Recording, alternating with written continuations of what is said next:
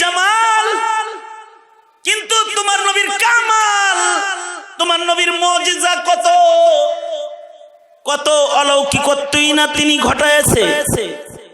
আকাশের চাঁদে ইশারা করেছে, চাঁদ দু টুকরা হয়েছে। তিনি ওই পয়গম্বর, তিনি রাতের সামান্য অংশে সপ্তাহাকাশ পার হয়ে আল্লাহর দিদার করে এসেছে। তিনি ওই পয়গম্বর হাবিবে কিবরিয়া মুহাম্মাদুর রাসূলুল্লাহ সাল্লাল্লাহু আলাইহি ওয়াসাল্লাম, তার নজরের ভিতরেও মুজিজা, তার মুখের থুথুর ভিতরেও মুজিজা, তার ইশারার ভিতরেও মুজিজা। তিনি যেদিকে তাকায় ওইদিকে কামাল আর কামাল। তিনি যাররা হাতে লয় সাহারা হয়ে যায়, কাতরা উঙ্গুলির মাথায় লাগে দরিয়া হয়ে যায়।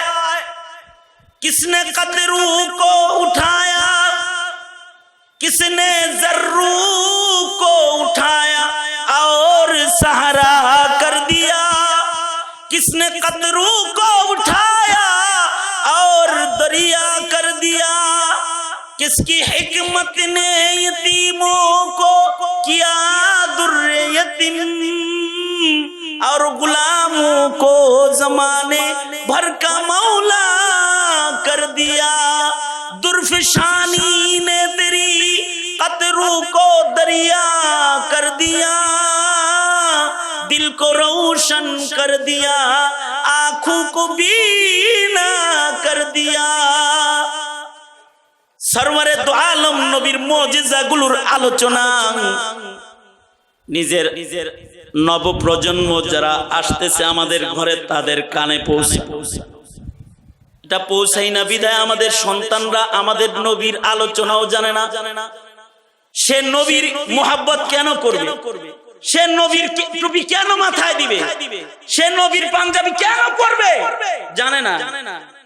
তার নবীর ভিতরে কি কামাল কি যোগ্যতা সে জানে না।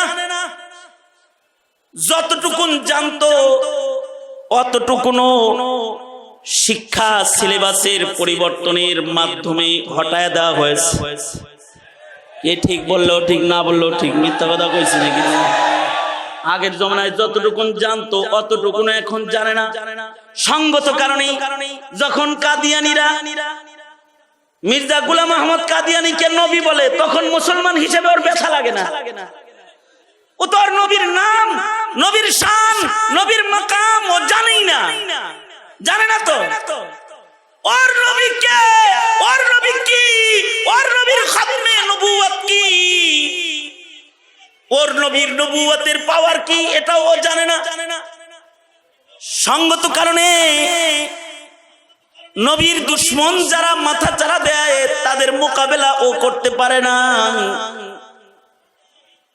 এজন্য নবীর মোহাব্বত যেন জাতির ভেতরে জন্মায়, এর জন্য নবী পাকের শানের আলোচনা সকলের জবানে জবানে করা।